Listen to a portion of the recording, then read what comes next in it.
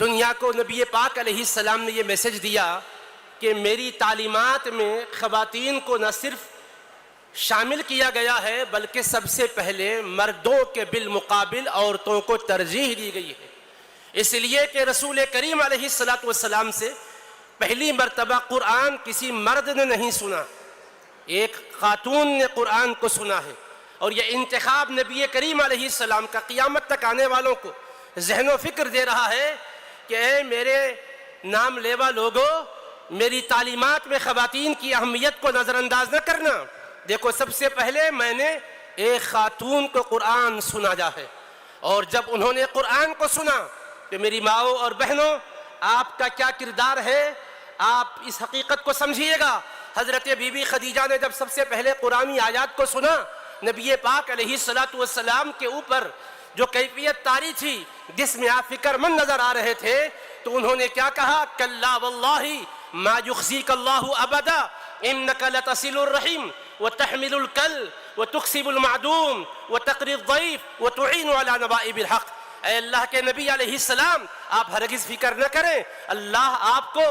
بے مدد نہیں چھوڑے گا، آپ کے وقار میں کمی نہیں آنے دے گا۔ آپ رشتہ داروں کے ساتھ سلوک کرتے ہیں، ناتوانوں کا بوجھ اٹھاتے ہیں، آپ مفلسوں کو کما کما کر عطا فرماتے ہیں، مہمانوں کی میزبانی فرماتے ہیں، مصیبت جن کو راہ حق میں لاحق ہوتی ہے آپ ان کے لیے مددگار ہوتے ہیں۔ تو حضرت بی بی خدیجہ نے نبی کریم علیہ السلام کی خدمت میں نہ صرف یہ تسلی کے کلمات کہے ہیں بلکہ وہ عرض کرنے لگی، یا رسول اللہ، ان آیات بینات کے نازل ہونے کے بعد میری گزارش یہ ہے کہ ورقہ بن نوفل قوم میں سب سے سمجھ بوجھ رکھنے والے، علم رکھنے والے عالم ہیں، ان کے پاس چلیں، یہ پیغام ان کو سنائیں۔ تو ان کی فراست دیکھیے گا میری بہنوں، ایک عورت کو جب قرآن کا علم ملتا ہے، پیغمبر اسلام کا فیض ملتا ہے، تو وہ قرآن کے علم کو اور اس کے فیض کو اپنے حد تک رکھنا نہیں چاہتی، وہ اپنی صلاحیتوں سے انقلاب برپا کرنا چاہتی ہے۔ اور اسلام کا پہلا انقلاب جس سے برپا ہوا وہ مرد نہیں، ایک خاتون ہے۔ مردوں کی جماعت کا کردار ناقابل فراموش ہے، مگر میری بہنوں، میں آپ سے عرض کرنا چاہتا ہوں کہ آپ اپنے کو کم ہمت نہ سمجھیے گا، آپ کے ذریعے سے سال انقلاب ایسا برپا ہوگا کہ تاریخ کبھی اس کو فراموش نہیں کرے گی۔ دیکھیے بی بی خدیجہ کی